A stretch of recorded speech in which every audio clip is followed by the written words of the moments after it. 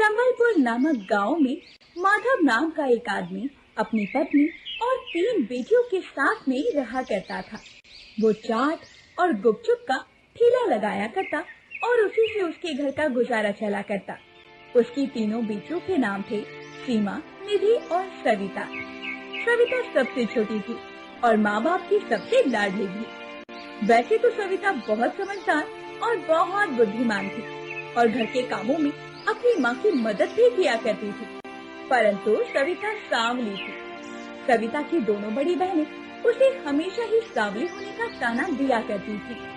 ऐसे ही एक दिन सविता की माँ ने अपनी बेटियों के पास आकर कहा, अरे सीमा और निधि, सविता को देखो तो जरा, वो मेरे साथ हमेशा ही घर के कामों में मदद करती है और तुम दोनों हो कि सारा दिन बैठी रहती हो, जरा कुछ काम भी कर लिया करो। माँ, सविता ठीक ही तो करती है। अरे उसे तो आपके साथ बस काम ही करना चाहिए और वो धूप में जाकर काली तो हो ही नहीं सकती, क्योंकि वो तो पहले से ही काली है। हाँ माँ, सीमा दीदी ठीक ही कहती है। यदि हमने इसकी तरह बर्तन मारने शुरू किए तो हमारे हाथ काली हो जाएंगे और यदि धूप में जाकर पानी लाना शुरू कर दिया तो हम खुद काले हो जाएंगे। आप तो बस सविता से ही काम करवाया करो, हमसे नहीं। बेकार में हमारी रंगत पर फर्क पड़ गया तो नुकसान आप ही का होगा जब हमारी शादी कराने में दिक्कत आएगी। ऐसा कहकर दोनों बहनें वहाँ से चली जाती हैं। तब माँ सविता से कहती है, बेटा, तुझे भी इन दोनों की बातों का बुरा लगता होगा ना?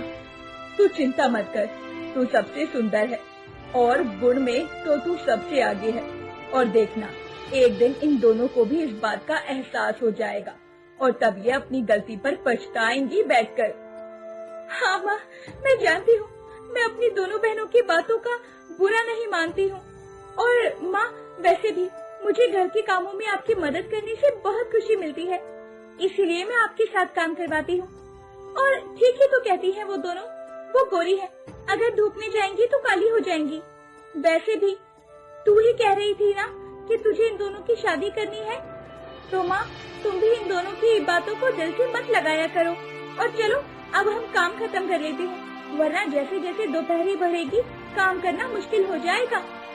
और इस तरह सविता कभी भी अपनी दोनों बहनों की बातों पर ध्यान नहीं देती थी और हमेशा अपनी माँ के साथ कामों में लगी रहती। ऐसे ही सब कुछ ठीक चल रहा था, परंतु एक दिन माधव अपना ठेला बंद करके वापस घर आ रहा था।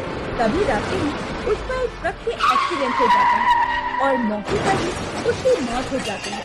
माधव की मौत की खबर सुनकर उसकी पत्नी के सर पर दुखों का आसमान टूट पड़ता है। नहीं नहीं, आप हमें छोड़कर नहीं जा सकते, मेरे साथ साथ 3 बेटियों की जिम्मेदारी भी आप पर है। नहीं, आप ऐसे कैसे जा सकते हैं? मेरी नहीं तो अपनी 3 बेटियों के बारे में तो सोचते। माँ, पिताजी जा चुके हैं और जाने वाले कभी वापस नहीं आते, लेकिन हम तीनों है ना माँ, तुझे संभालने के लिए, तू चिंता मत कर माँ। वो सभी मिलकर अपने पिता का अंतिम संस्कार करते हैं